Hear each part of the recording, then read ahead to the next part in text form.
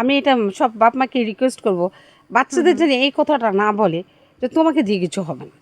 বাহ, কেন জানো, বাচ্চাটা তো কি হয়, ওদিকে আল্লাহও কবুল করে ফেলে। এটা বলাই উচিত না।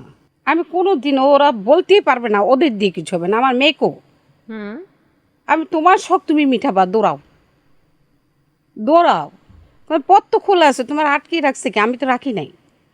তোমাকে মেয়ে হয়ে বাঁচতে হবে না, মানুষ হয়ে বাঁচো। কারো একজনের নাম ডিসাইড করব যে সে লেজি পান্ডা হবে পার্টিকুলারলি, সো ওই রকমটা আসলে ডিসাইড করা হচ্ছিল না। সো ভাবছিলাম যে মানে we all could be lazy panda, so that's why একটা র্যান্ডম নাম দিয়ে দিছিলাম। অ্যান্ড আমি ভাবিও নাই যে আচ্ছা এটা কোনোদিন গিয়ে এতটা রিচ পাবে। সো ভাবলাম র্যান্ডমলি একটু ভিডিও করি। সো অ্যাকচুয়ালি এই নামের পিছনে কোনো ইন্সপিরেশন নেই, কেউই আচ্ছা না। আমি বলি যে কে বেশি ভাইরাল বা কে বেশি জনপ্রিয়, আন্টি নাকি আপনি?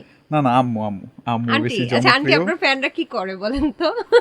কি কি কমেন্ট করে? ফ্যামিলিতে যতবারই দেখছি যে আম্মু কোনো ইভেন্টে জাস্ট ঢুকছে, আম্মু গিয়ে জাস্ট তার চঞ্চলতা দিয়ে ওই ইভেন্টটাকে একটু ডিলাইটফুল করে তুলতে পারে। So আমি বললাম আচ্ছা, তো এই জিনিসটাকে আমার একটু কমার্শিয়ালাইজড করা উচিত। আম্মুর এই দুষ্টুমিকে কমার্শিয়ালাইজড, ছেলে কিন্তু বেশ ভালো ব্যবসায়ী। তারপর হ্যাঁ, ইনশাল্লাহ আরো ফিউচারে যত আম্মুর ট্যালেন্ট আছে বের করে আন্টি করে। দেখছেন আপনাকে নিয়ে বিজনেস করে, আপনার কি অনুভূতি বলুন? আচ্ছা লেজি পান্ডা এটা কি আসলে? সো লেজি পান্ডা জিনিসটা হচ্ছে যে আমরা 3-4 জন ফ্রেন্ড মিলে আসলে একটা চ্যানেল খোলার পরিকল্পনা করতেছিলাম। সো এখানে যে আমরা কারো একজনের নাম ডিসাইড করব যে সে লেজি পান্ডা হবে পার্টিকুলারলি, সো ওই রকমটা আসলে ডিসাইড করা হচ্ছিল না। সো ভাবছিলাম যে মানে we all could be lazy panda, so that's why একটা র্যান্ডম নাম দিয়ে দিছিলাম। অ্যান্ড আমি ভাবিও নাই যে আচ্ছা এটা কোনোদিন গিয়ে এতটা রিচ পাবে। সো ভাবলাম র্যান্ডমলি একটু ভিডিও করি। সো অ্যাকচুয়ালি এই নামের পিছনে কোনো ইন্সপিরেশন নেই, কেউই আচ্ছা না। আমি বলি যে কে বেশি ভাইরাল বা কে বেশি জনপ্রিয়, আন্টি নাকি আপনি? না না, আম্মু আম্মু আম্মু আন্টি, বেশি আচ্ছা আন্টি জনপ্রিয়। আপনার ফ্যানরা কি করে বলেন তো? কি কি কমেন্ট করে? এই যে কয়দিনের আগেরটা বলি, হ্যাঁ। আমি, ওর আব্বা অসুস্থ, তা হসপিটালে, তা আমি বাইরে বসে আছি। তেমন টাইমে ওই একটা মেয়ে থেকে ওই একটা মানে রুম থেকে বার হয়ে ও চলে যেতে গিয়ে ঘুরে আমার দিকে তাকালো। তাকানোর পর আর আন্টি করে আমাকে জড়াই দিলাম কাছে। আবার চলে গেল কি, আন্টি একটা ছবি তুলবো প্লিজ একটা। মানে আমার কাছে মনে হলো যে আমি বললাম তোমার আঙ্কেল খেতে, তা এখন বুঝে নাও ফ্যানটা কি বিশাল জিনিস। আরে বাবা, আচ্ছা মানে ফ্যানরা তো সব উদ্ভট মেসেজ করে বা হয়তো দেখা হয়ে গেল উদ্ভট আচরণ করে, বা এমন একটা জায়গায় আপনি ধরেন আমাদের যেটা প্রবলেম হয় যে ওয়াশরুমে যাওয়ার আগেও দেখি ফ্যানরা বলে একটা সেলফি। তো এরকম উদ্ভট কোনো ফ্যান কি সরাসরি দেখা হয়ে গেছিল বা কিছু করছে আপনাদের সাথে? তো ইউজুয়ালি যেটা হয় যে হলো মানুষ চিনলেও 2-3 মিনিটের সময় নেয় প্রসেস করতে যে এই এটা কি আপনি জানি ওইটাই, কে? ওইটা কি ওইটাই। সো আম্মুর সাথে যেটা হয় যে আম্মুকে যদি কেউ একটু ডাউটফুল নজরেও তাকায়, আম্মু নিজে গিয়ে ইন্ট্রোডিউস করে, হ্যাঁ হ্যাঁ আমি ওইটাই।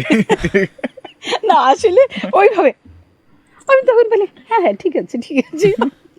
আমি ওইটাই। আচ্ছা, So- জি বলেন। So আম্মুর আবার মানে হিউম্যান ইন্টারাকশন অনেক বেশি ভাল লাগে। আম্মু মানুষের সাথে কথা বলতে অনেক লাইক করে। যখন ছোটবেলায় দেখতাম যে পাবলিক ট্রান্সপোর্টগুলো ইউজ করতেছি, তো একটা জায়গা থেকে আরেকটা ডেস্টিনেশনে পৌঁছাইতে পৌঁছাইতে আমি দেখতাম যে আম্মুর 2-1টা ফ্রেন্ড হয়ে গেছে।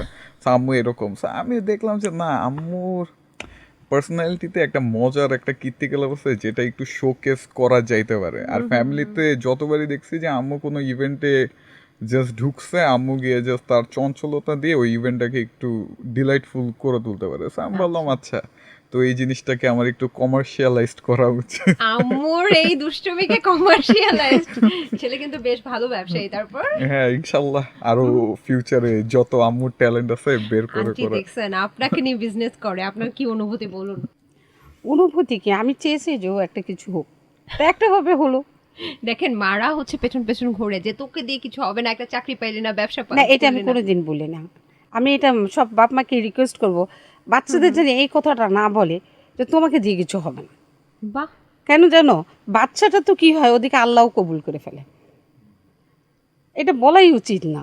আমি কোনো দিন, ওরা বলতেই পারবে না ওদের দিয়ে কিছু হবে না। আমার মেয়েকেও হুম, আমি, তোমার শখ তুমি মিঠাবা, দৌড়াও দৌড়াও, তোমার পথ তো খোলা আছে, তোমার আটকে রাখছে কি? আমি তো রাখি নাই।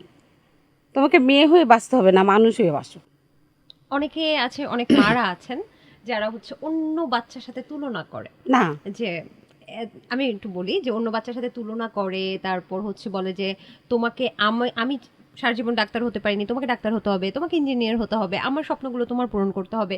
এই জিনিসটাকে আপনি কিভাবে দেখেন, আপনি কেমন ভাবে দেখেন? না, আমাকে আমার দুলাভাই একবার বলছিল যে ওইভাবে দৌড় পারাবি না, বেসিক তৈরি কর, হয়ে যাবে। আচ্ছা, মানে আপনার কোনো স্বপ্ন তাদের উপর না, চাপাই দেন নাই? কোনো দিন না। তো এটা তাহলে একটা স্ট্রিমের মতো হয়ে যায় না, আমি আমার বাবার স্বপ্ন পূরণ করব, এরপর আমি এক্সপেক্ট করব আমার ছেলে মেয়েকে আমার স্বপ্ন পূরণ করতে। ইটস জাস্ট বেটার যে আমি স্ট্রিমটা ভাঙি, আমি আমার স্বপ্ন পূরণ করাতে ফোকাস করি, আমার ছেলে মেয়ে তাদের স্বপ্ন পূরণ করাতে ফোকাস করবে। আমি না পারলাম, আমার ব্যর্থতা, আমারটা আমি অন্যজনের উপরে চাপাবো না। আর আমার মনে হয় যে আমার যত এক্সপেকটেশনস এটা যদি আমি অন্য মানুষের উপর চাপাই দিই, এটা ওই মানুষটার সাথে আনফেয়ার, অনেক আনফেয়ার, কারণ প্রত্যেকটা মানুষেরই ডিজায়ার আছে। সো আমি যখন আমার এক্সপেকটেশনগুলোকে চাপাই দিয়ে ওকে আমার অ্যাকর্ডিংলি অ্যাক্ট করতে বলবো, এটা তো পসিবল না।